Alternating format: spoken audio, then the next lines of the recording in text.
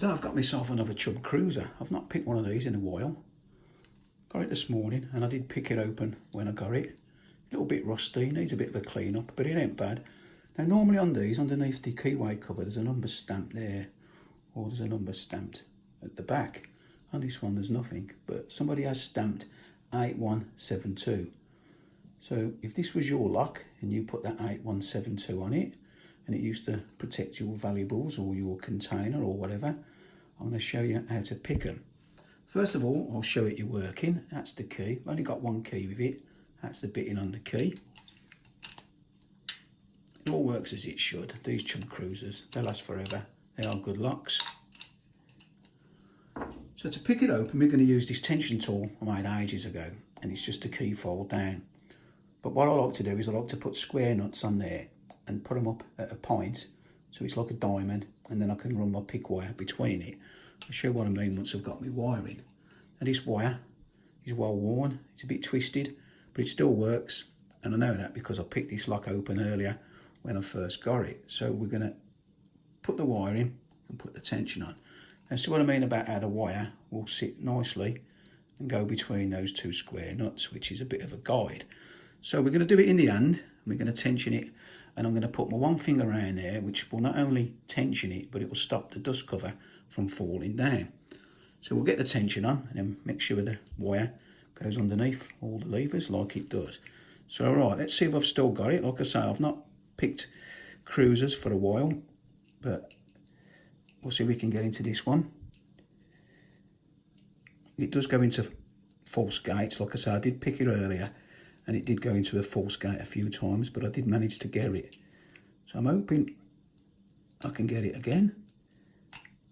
Now that went into a false gate. I don't know if you've seen that move, I'm sure you did. So we'll start again.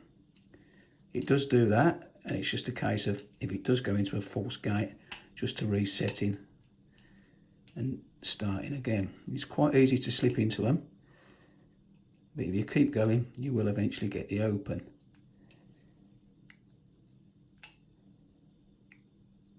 I'm just touching them up,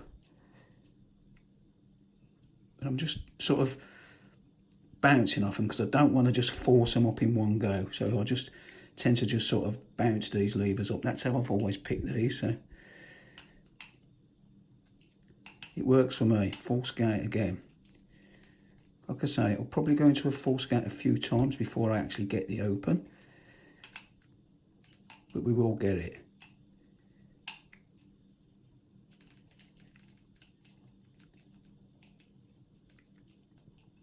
I prefer to do it in my hand. You can pick these in the vise. It's probably, without making excuses, it's probably a bit easier to pick them in the vise than it is in your hand. But I've always preferred picking locks in my hand. And you see the movement as I'm picking it, and again, that's gone into false gate. So just keep at it. Don't give up on it. When you're getting into false gates, you know that you're picking your levers up. You know you're doing something right.